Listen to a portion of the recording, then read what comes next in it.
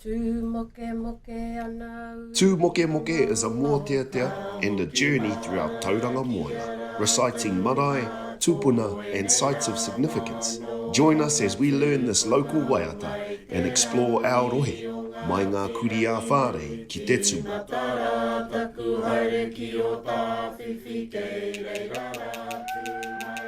Ko maua o te mauna,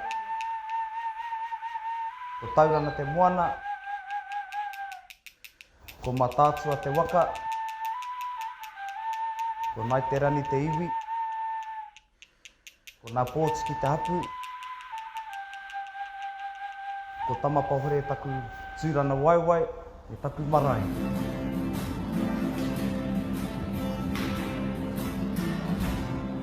E tuana au ki te tihi ki Maungamana. Tiro whakararo au ki ngā wai whakarara o rangataua. E miria nei te waiu o taku tohora ki Karikari. Tū mai tamapahure. Ngā ia taiheke te wahaki wairākei. Tere tō tika atu ki taumata onuku. Nau mai ki te pā o Mangatawa. The name of our marae is Mangatawa. Nestled below our mountain, Maungamana, on the whenua known as Taumata Onuku. We here at Mangatawa belong to the Ngā Pōtiki Confederation. Our pā is on land gifted by Ngā Pōtiki Hapu, Ngā Tikahu and Ngāti Tauhora, of whom still live on our kāinga. We also have Ngāti Hineamo, Ngāti Kahukino and Te Kiriwera. Ngā Pōtiki are a blended people who are native to this land. We also descend from Takitimu and Mātātua Waka.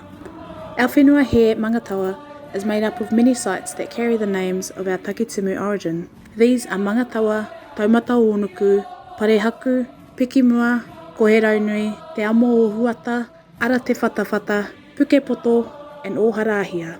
We also had an island in Rangatawa Harbour called Ohotu Taihi. Our awa Wairākei originally began here at the Inleti Rangatawa and out to Papamoa. This whole area from Papamoa to Mauao was once called Ka Whainui by Tamatea of Takitimu. He planted a special species of harakeke called Wharawharanui here on Mangatawa. We call it the fairy flax. We are Ngāti Ranginui and Ngāti Rangi through the union of Tai Whanake's 3 daughters to the grandsons of Tamapahure. Tai Whanake of Ngāti Ranginui and Takitimu, Tamapahure of Ngāti Rangi and Mātātua. Tamapahure, our meeting house, originally stood at Karikari. This whare was carved by Meihana Te Tawakura and opened in 1886. Te Koti was in the area at the time of his opening. He left the prophecy that the whare would be inherited by animals, which in turn occurred. The whare was unused for many years and was a shelter for cattle when Wahia Maihi decided to pull it down in 1935.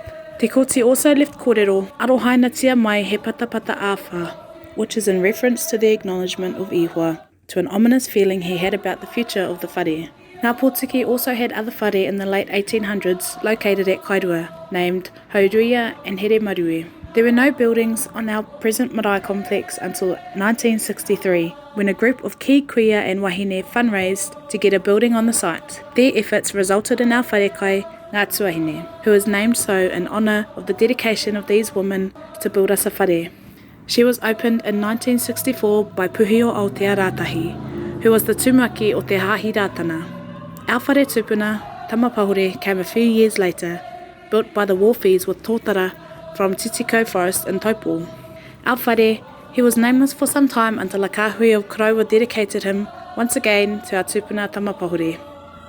Tamapahure has no carvings because both buildings, Tamapahure and Ngā Tuahine, were built for ngā mōrehu o Tauranga Moana.